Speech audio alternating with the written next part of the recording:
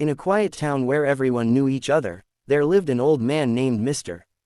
Harris. He was frail, with silver hair that fell over his wrinkled face, and he often shuffled down the streets with a cane in one hand and a battered leather wallet in the other.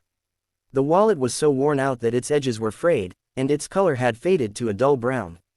Children would sometimes joke, "That wallet is older than all of us combined."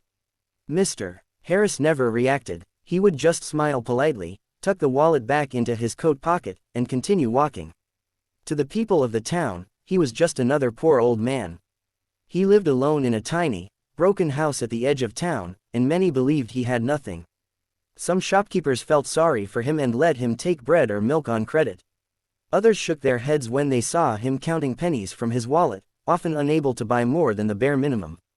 But there was something curious. No matter how empty his pockets were, Mr. Harris never parted with that wallet. One day, a group of teenagers noticed him sitting on a park bench, opening his wallet.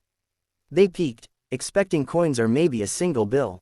Instead, they saw only an old photograph tucked inside. A picture of a young woman holding a baby.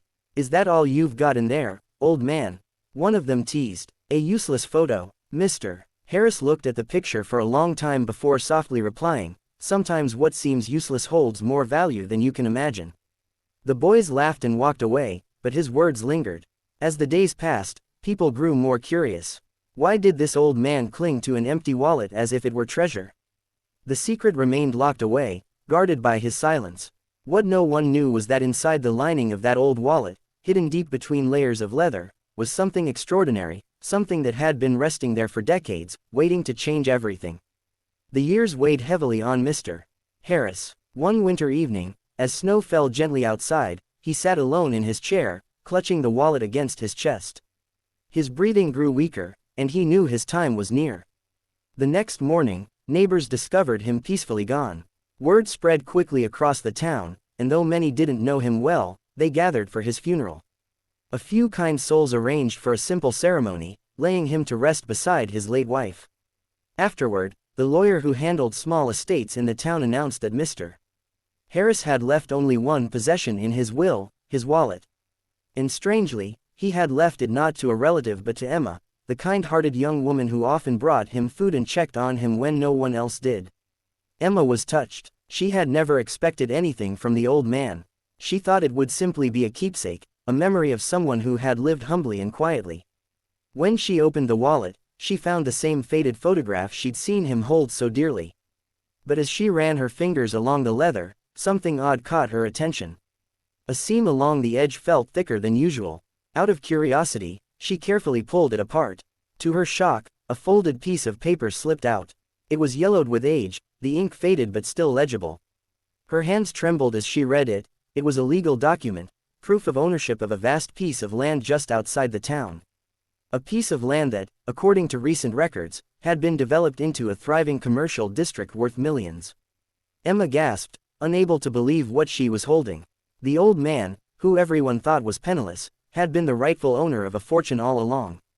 The document also carried a note, written in shaky handwriting. "If you are reading this, it means my time has come. I lived simply, because wealth never mattered to me after I lost my family. The land was my inheritance, but I chose not to sell it, not to live in luxury. Instead, I carried this wallet to remind myself daily of what truly mattered, the love I once had, not the riches I could claim. I leave it now to you, Emma, because you showed me kindness without expecting anything in return.